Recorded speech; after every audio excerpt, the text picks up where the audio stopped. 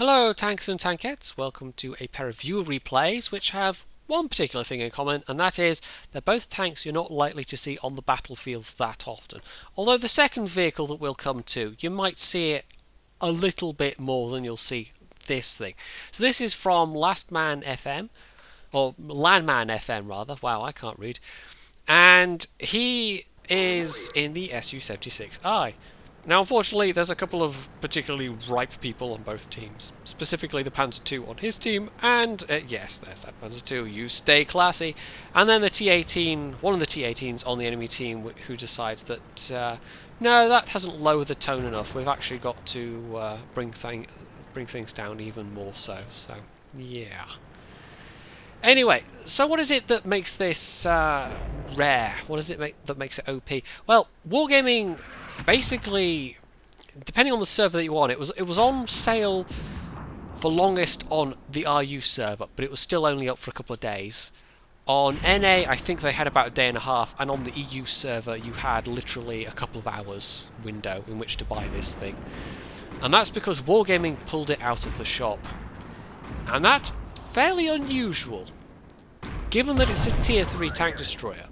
The reason why is that those couple of days of stats from the RU server made them realise that they'd released this thing in a hideously overpowered state.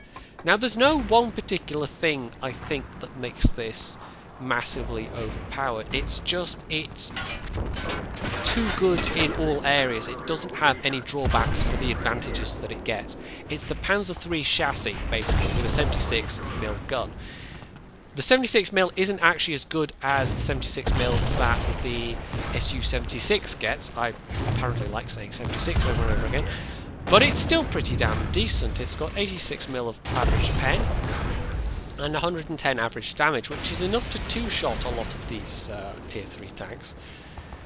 The mobility is also pretty decent because the Panzer III is, even though it's a medium tank, you almost end up having to play it more like a light tank a lot of the time. The front armor is pretty decent for tier 4 even, but it's got a pretty underpowered gun, so you have to rely on the mobility to take you around, especially higher tier enemy tanks.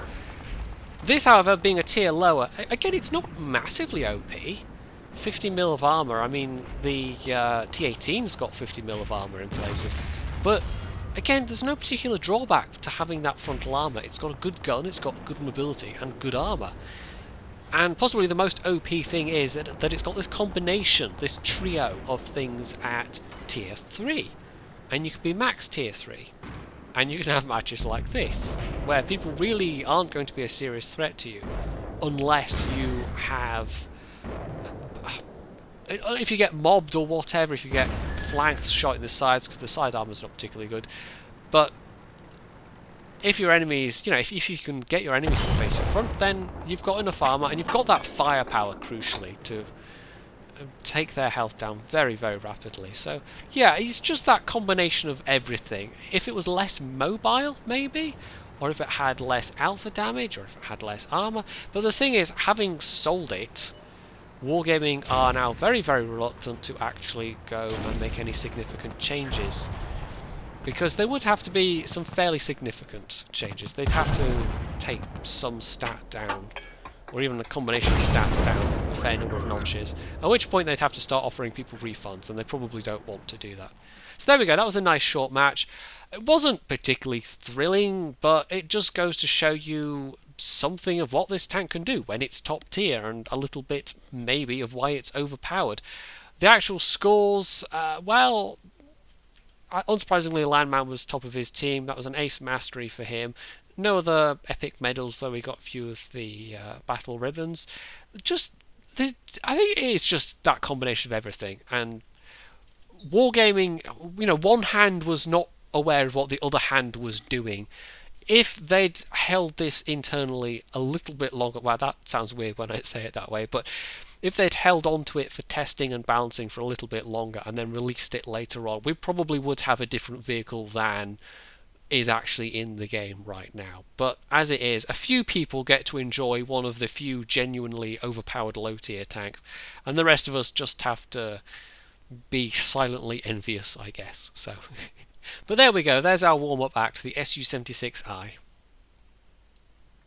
And for our second replay, we join iownthenoobs in the T95E2. This is the reward tank that you get for referring people to the game, basically. But a lot of people, maybe including iownthenoobs, well, if they are getting them already or have them already, it probably isn't by doing it, air quotes, legitimately. But I say air quotes because Wargaming knows exactly what they're doing with this. They know people are going to set up an alt account, buy a premium for that alt account, and then spend more money converting free XP to basically meet the mission requirements. They know exactly what they're doing, basically. And what they're doing is getting more money and some more players as well. You know, there are going to be some people who get this thing by genuinely meeting the mission requirement. And I say genuinely like I'm judging anyone that's done it the other way, but you know what, it's your money. If you want to spend it that way, that's absolutely fine by me, and it's even more fine by Wargaming. So what is this actual machine? Well, it's a reward tank, not a premium, and what that means is that much like gift tanks, you can put any crew in it of the same nation and class, so in this case American medium crews, but it doesn't make any extra credits or I'm pretty sure XP either. Credits I know for sure it doesn't, because I can look at the end result of this and think, yeah, no, if that had been a premium tank with this result, would have been a lot more credits than that. But anyway, yeah, so yeah, gift tanks, you basically log in, you get the gift tank. Reward tanks, you actually have to do something to earn them. They've mostly been connected with clan wars up until now. This is, I think, the first one that isn't. And, well, you can go and find the actual mission details on the portal if you're interested, but I would say overall, just looking at the stats, it doesn't seem that special. It just looks interesting. You know, the looks are probably the most good, unique thing about it. So, iownthenoobs actually does an interesting thing here, which is nothing to do with this tank, although it kind of is, because it's got a decent reload. He shoots away some of the train carriages, and when you do that, train carriages, unlike, say, a wall or whatever, you can't shoot through them and get what's on the other side. At least, to my knowledge, you can't.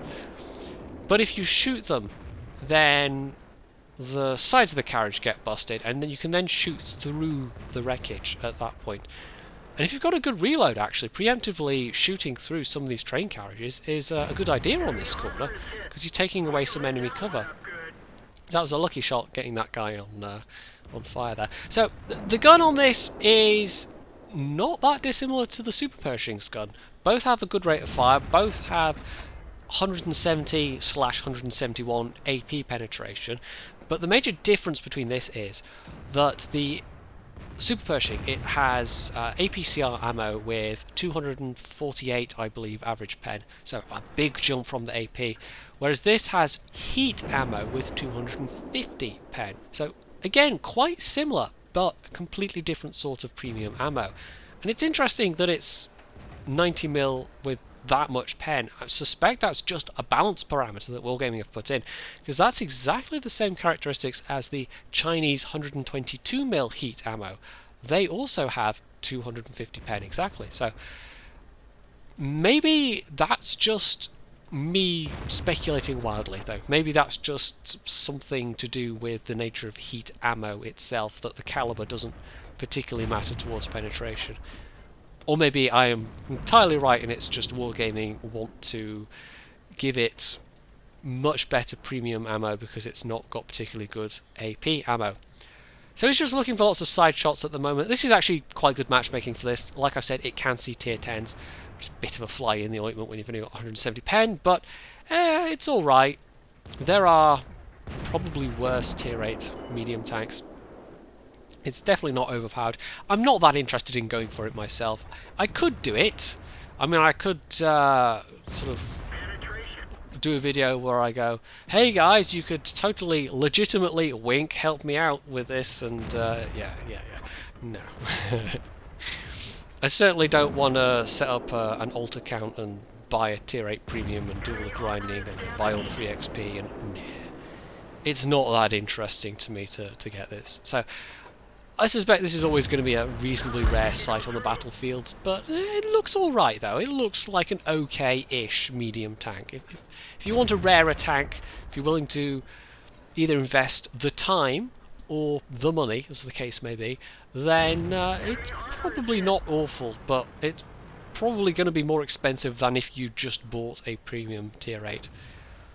Some people value rarity more than that, though, so yeah.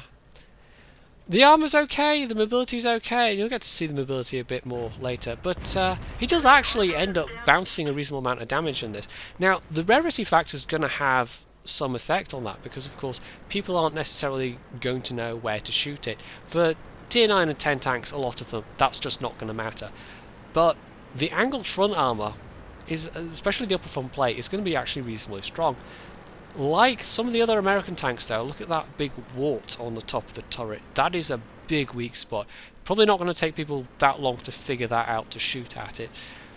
And you see here, I mentioned the mobility is okay. It is actually, you know, the speed limit's decent. It's just the engine's a little bit lackluster. So the team is not going so well. I mean, it was a little bit static at this corner. A bit of a war of attrition, actually. We lost some tanks, they lost some tanks. On the other flank, where his platoon mate went, they basically ended up getting encircled, and that's just the last little pocket of resistance. So, I noticed on the minimap the Pershing was behind him before he did, but the Pershing didn't spot him initially. It was only when he pegged that the Pershing was there on the minimap that he then came back up and got spotted. So he might have gotten the drop on that Pershing and gotten in an early shot. And he does actually take a little bit of damage. And unfortunately flubs that shot as well, but so does the Pershing. So, yeah. Now the reload is actually not bad. You can see there, 7 seconds. The Alpha's alright. 240, which is, you know, it's a 90mm gun. Nothing special. But if you can actually keep the gun working, the DPM is above average on this. I'm going to guess he also has a gun rammer and possibly a gun lane drive. You can see there he's got camo net also. Not quite sure why. It might just be that's the spare bit of equipment he had. But I probably, on a medium tank, would have gone with like binoculars over a camo net if I was short of credits. So him and the ISU have come back.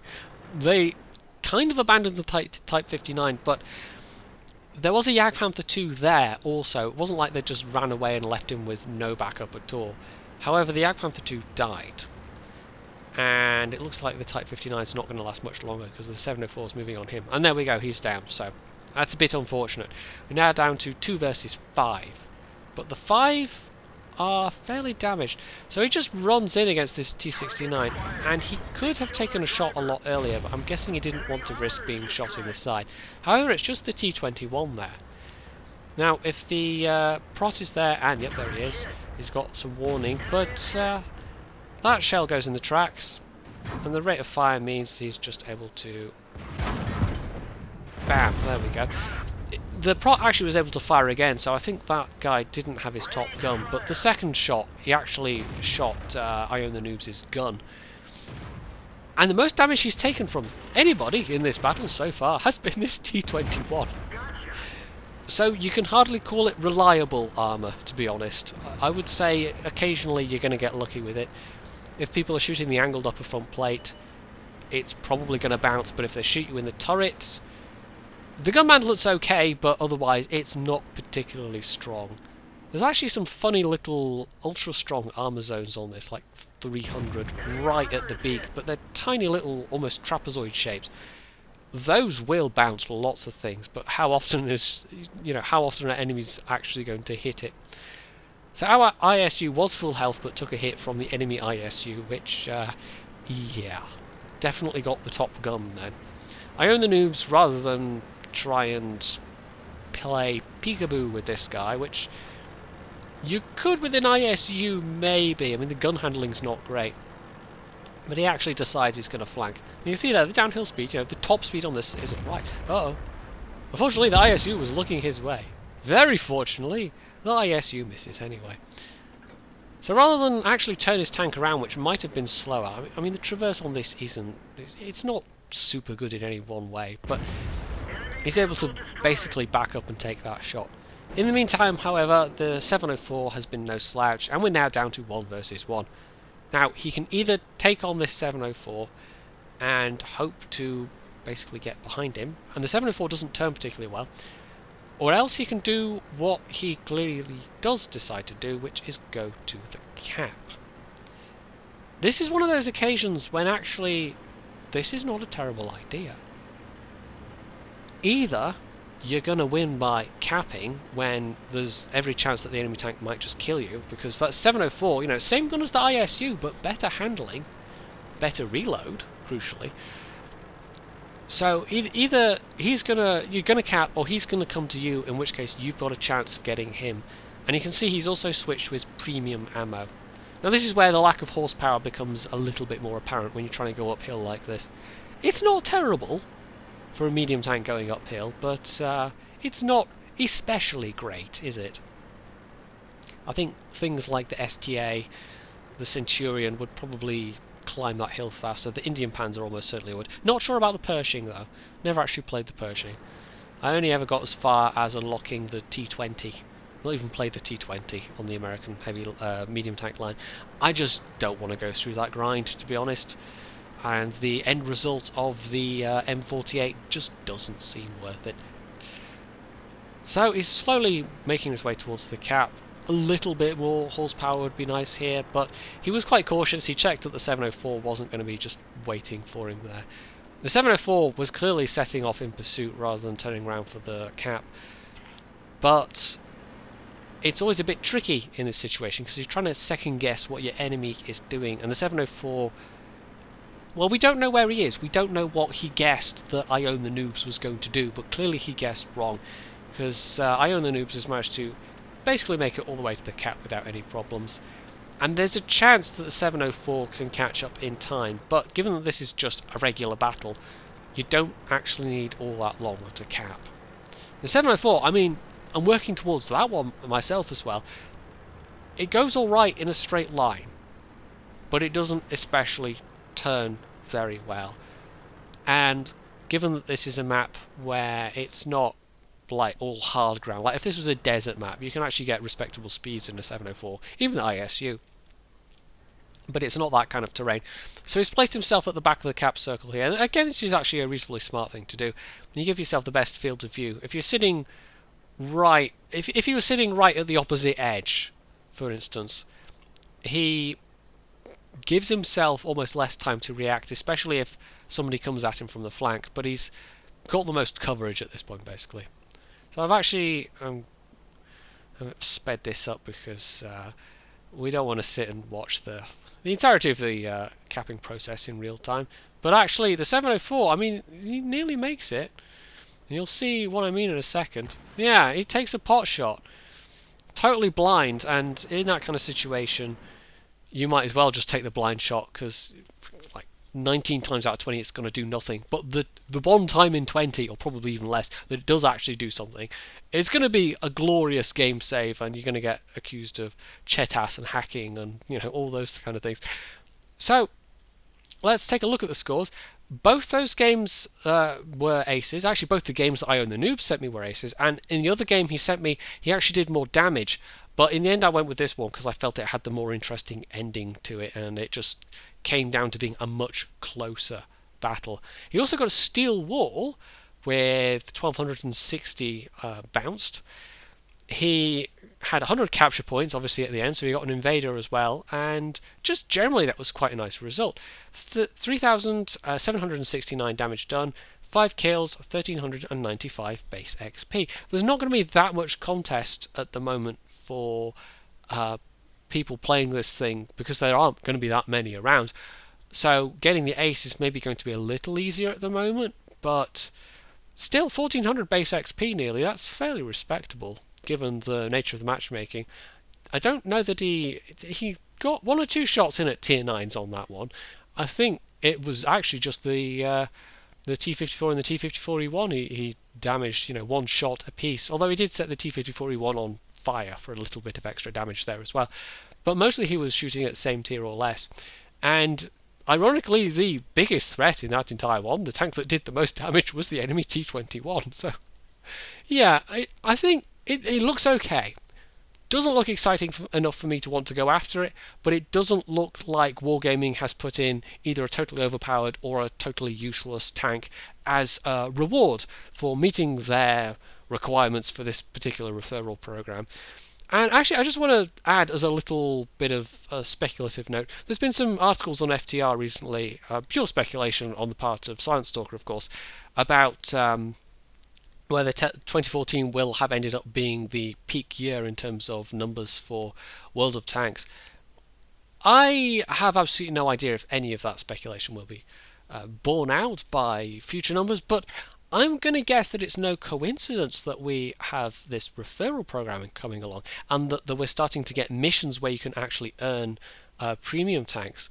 So maybe there's enough of a slowdown in sign-ups that they are trying to get people back. I mean, the referral program doesn't just count for new players signing up, it also counts for people coming back. And they've also sent out emails trying to entice people back who've been inactive for a while. So, yeah, maybe it does kind of add up to they're getting a little bit worried about a fall off in new signups or people sticking with the game. So, it could be interesting. In the next year and a half, maybe, we might actually see some interesting stuff happening as Wargaming try and stay competitive with World of Tanks, because it's their main breadwinner at the moment.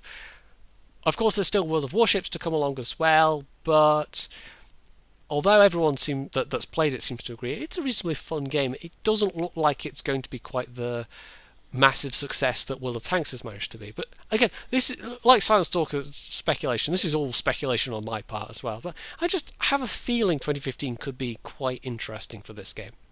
So if you enjoyed these replays, you can hit the like button, you can leave any comments below, you can subscribe to my channel, and as always, stay tuned for more.